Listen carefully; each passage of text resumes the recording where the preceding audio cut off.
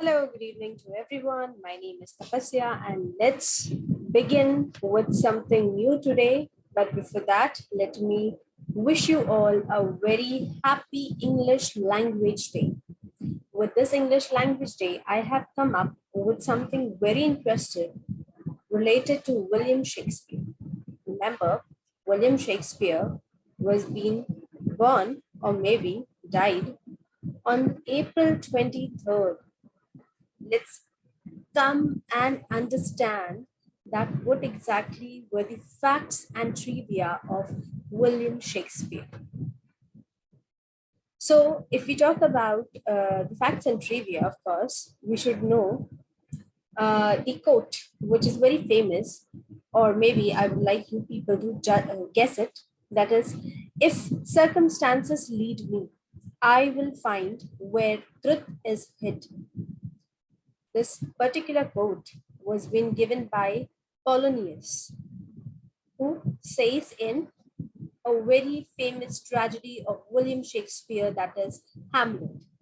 So here are we with few things we know to be true about Shakespeare. Okay, and of course, the true fact never runs smoothly. So let's begin with the first point, which I have already been mentioned on a whiteboard. That is, William Shakespeare was born on April 23rd, 1564. Now, everybody is going to think that this day, when the bard's birthday is usually celebrated, we only know for sure that he was being baptized on April 26th. And babies were traditionally baptized after 3 days then. So Shakespeare was born in Stratford upon Avon, that is in England, where a birthday celebration is still held every year. The national flag is flown. People lay flowers on Shakespeare's grave, and there's a celebratory lunch in his honor.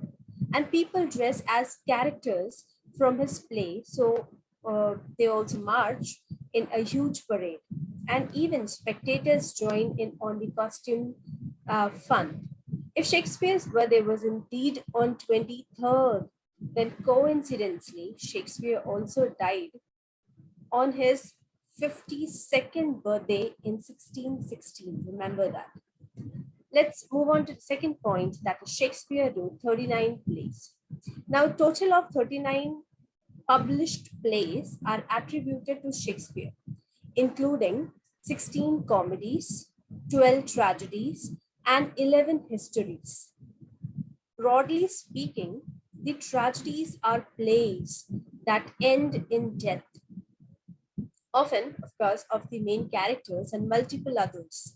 The comedies end in at least one marriage, and histories are based on and named after real life monarchs such as Henry V and Richard III. The Shakespeare's final four plays, three comedies, and one tragedy are also called the late romances. They resemble the late medieval romance genre in that they exhibit the tragic and comic elements and take place over a long period of time. The four important plays, or you could say the late romances, are Pericles, Prince of Tyre,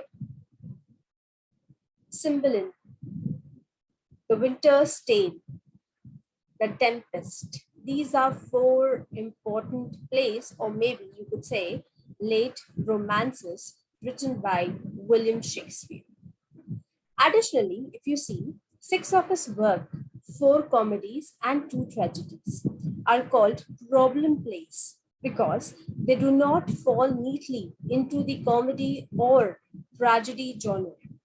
These plays include moments of both dark drama and straightforward comedy, giving them an overall ambiguous tone. These are also often called tragic comedies. But unlike the romances, the action in problem plays takes place within the fairly short time frames, like most of the Shakespeare's work. Let's talk about the six important plays that, or you could say the problem plays. The first one is all's well that ends well. The second is measure for measure, Troilus and Cressida, The Merchant of Venice, The Winter's Tale, and Timon of Athens.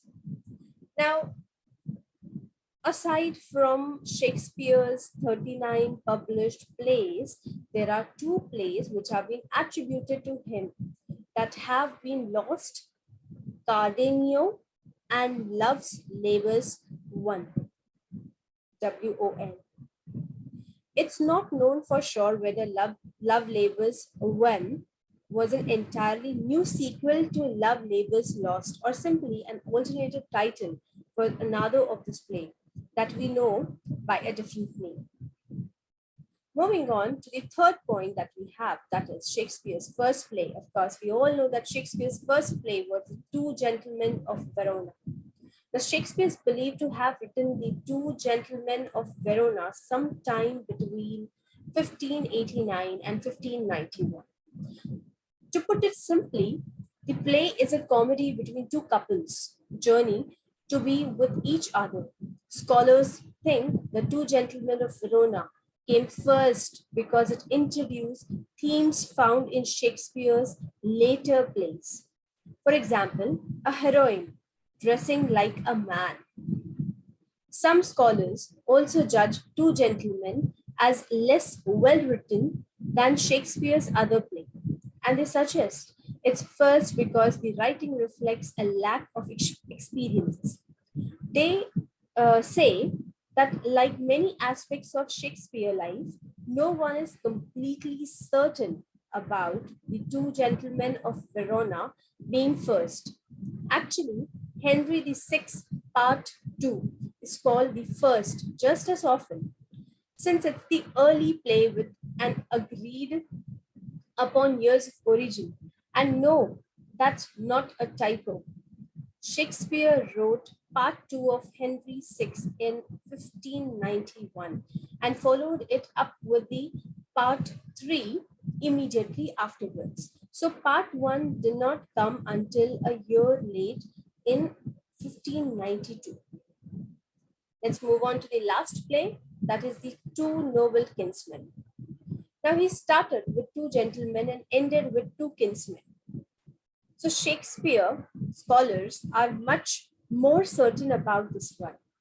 Most agree that Shakespeare wrote The Two Noble Kinsmen between 1613 and 1614, just before his retirement and death.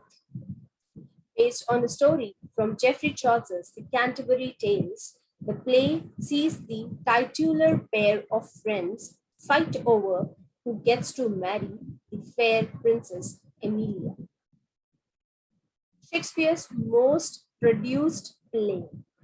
So one of the Shakespeare's most produced play is The Midsummer's Night Dream. According to 2016 reports, if you see the most recent reports on this topic, that is A Midsummer's Night Dream, gets the most professional performances nowadays. And the websites that Shakespeare's documented nearly very professional Shakespeare production around the world in 2011. So A Midsummer's Night Dream accounted for more than 7% of all Shakespeare's performances.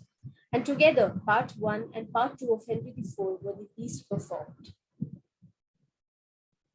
Moving on to the next point, that is Shakespeare wrote 160.5 sonnets. Isn't it weird to read it?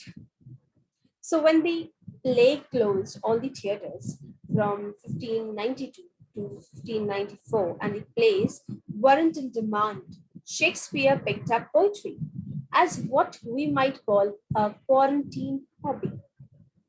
So even when he was able to continue his extensive playwritings, Shakespeare found the time to write an equally extensive amount of sonnets. His 154 stand-alone sonnets were published as one book in 1609 and deal with love, lust, misogyny, infidelity, and more.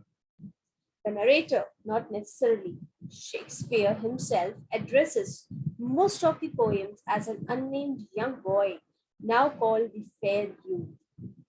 A few poems are also addressed to the dark lady, a female love interest, or the rival poets.